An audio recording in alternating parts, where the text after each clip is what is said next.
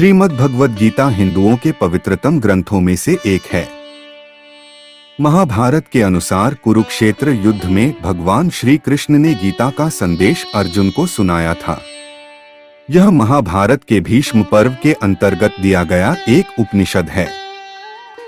भगवत गीता में एकेश्वरवाद, कर्म योग, ज्ञान योग, भक्ति योग की बहुत सुंदर ढंग से चर्चा हुई है। श्रीमद् भगवद गीता की पृष्ठभूमि महाभारत का युद्ध है।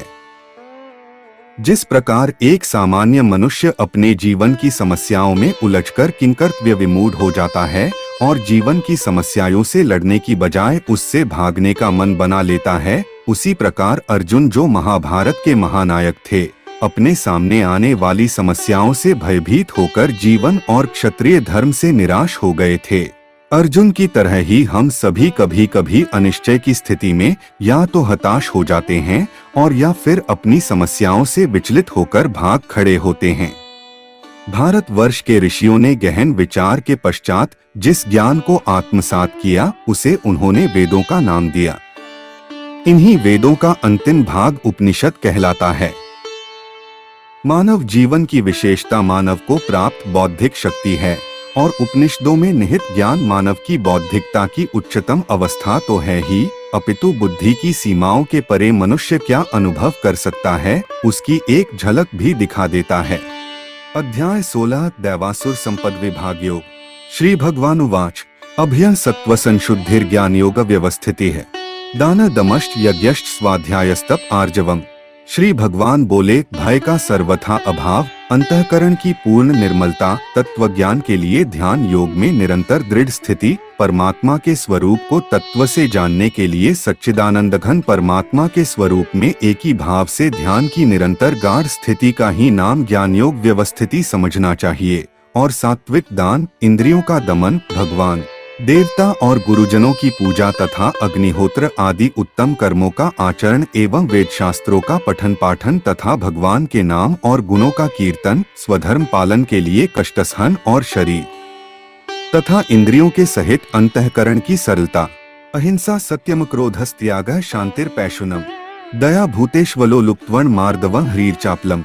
मन, वाणी और शरीर से किसी प्रकार भी किसी को कष्ट न देना, यथार्थ और प्रिय भाषण, अंतःकरण और इंद्रियों के द्वारा जैसा निश्चय किया हो वैसे का वैसा ही प्रिय शब्दों में कहने का नाम सत्य भाषण है। अपना अपकार करने वाले पर भी क्रोध का न होना, कर्मों में कर्तापन के अभिमान का त्याग, अंतःकरण की उपरति अर्थात चित्त की चंचलता का अभाव, किसी की भी निंदादि न करना, सब भूत प्राणियों में हेतुरहित दया, इंद्रियों का विषयों के साथ संयोग होने पर भी उनमें आसक्ति का न होना, कोमलता, लोक और शास्त्र से विरुद्ध आचरण में लज्जा और व्यर्थ चेष्टाओं का अभाव, तेजः, क्षमा, धृतियः, शौच, मद्रोहो, नातिमानिता, भवन्ति संपदं दैवीं भिजातस्य भारत। तेज, श्रेष्ठ पुरुषों की उस शक्ति का नाम तेज है कि जिसके प्रभाव से उनके सामने विषयासक्त और नीच प्रकृति वाले मनुष्य भी प्रायः अन्यायाचरण से रुककर उनके कथनानुसार श्रेष्ठ कर्मों में प्रवृत्त हो जाते हैं। क्षमा, धैर्य, बाहर की शुद्धि एवं किसी में भी शत्रुभाव का न होना और अपने में पूज्यता के अभिमान का अभाव, ये सब तो है अर्जुन दैवी संपदा को लेकर उत्पन्न हुए पुरुष के लक्षण हैं। दंभो दर्पोभिमानश्च क्रोधः पारुष्यमेव च अज्ञान चाभिजातस्य पार्थ संपदमासुरी। हे पार्थ, दंभ, घमंड और अभिमान तथा क्रोध, कठोरता और अज्ञान भी ये सब आसुरी संपदा को लेकर उत्पन्न हुए पुरुष के लक्षण हैं। दैवी संपद विमोक्षाय निबंधायासुरी मता मां शुचः संपदं दैवीं भिजातोसी पांडव। दैवी संपदा मुक्ति के लिए और आसुरी संपदा बांधने के लिए मानी गई है। इसलिए हे अर्जुन, तू शोक मत कर, क्योंकि तू दैवी संपदा को लेकर उत्पन्न हुआ है। द्वौ भूत्सर्गो लोकस्मिन् दैव आसुर एव च दैवो विस्तरशः प्रोक्त आसुरं पार्थ में श्रेणु। हे अर्जुन, इस लोक में भूतों की सृष्टि यानी मनुष्य समुदाय दो ही प्रकार का है, एक तो दैवी प्रकृति वाला और दूसरा आसुरी प्रकृति वाला। उनमें से दैवी प्रकृति वाला तो विस्तार पूर्वक कहा गया, अब तू आसुरी प्रकृति वाले मनुष्य समुदाय को भी विस्तार पूर्वक मुझसे सुन।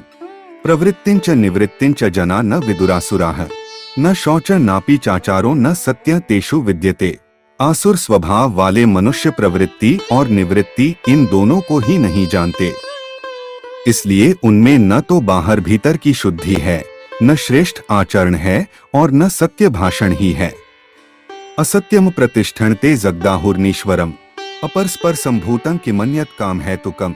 वे आसुरी प्रकृति वाले मनुष्य कहा करते हैं कि जगत आश्रय रहित, सर्वथा असत्य और बिना ईश्वर के अपने आप केवल स्त्री पुरुष के संयोग से उत्पन्न है, अतएव केवल काम ही इसका कारण है, इसके सिवा और क्या है।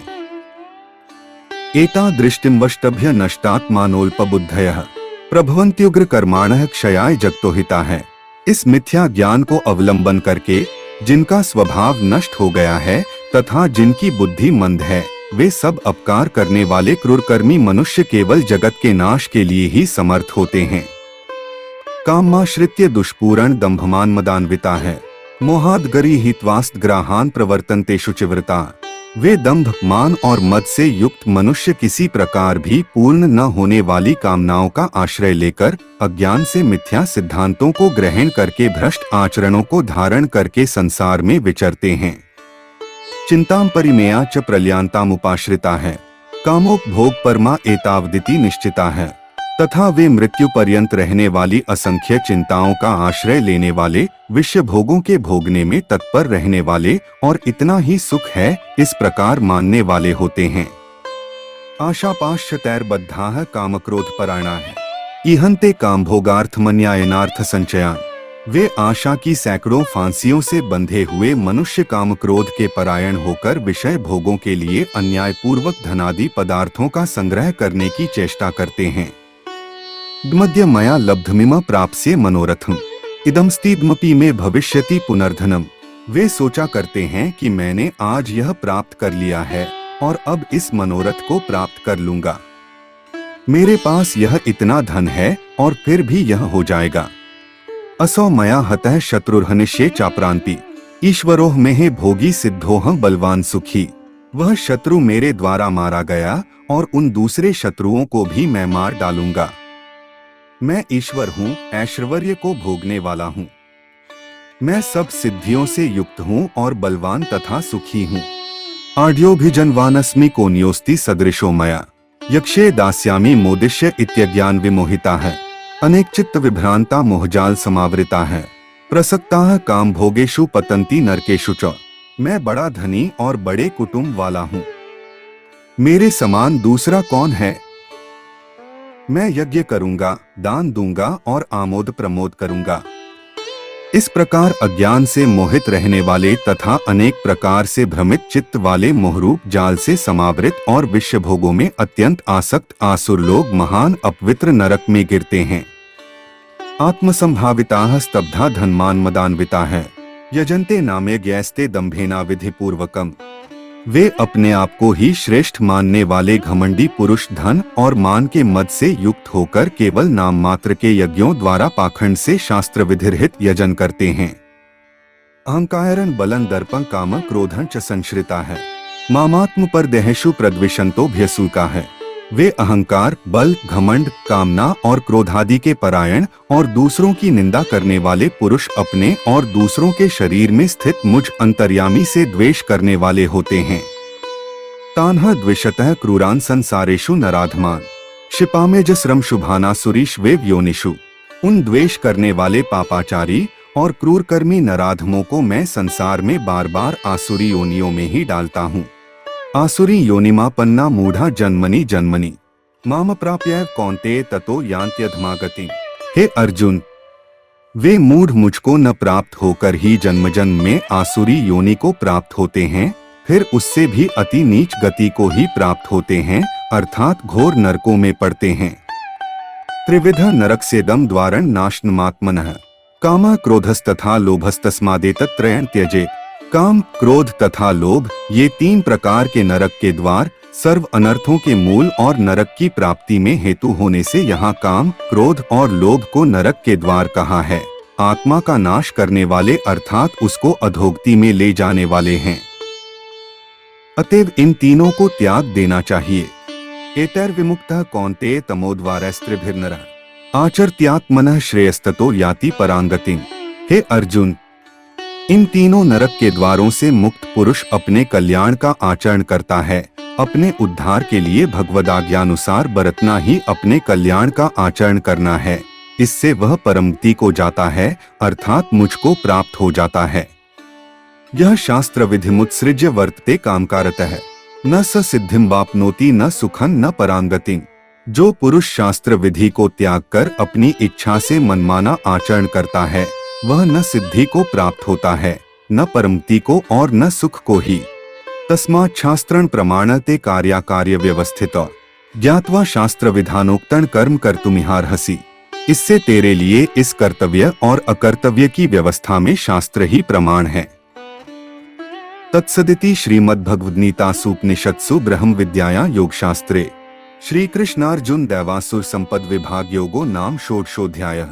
इस प्रकार उपनिषद, ब्रह्म विद्या तथा योग शास्त्र रूप श्रीमद् भगवद गीता के श्री कृष्ण अर्जुन संवाद में दैवासुर संपद विभाग योग नाम का 16वां अध्याय संपूर्ण हुआ।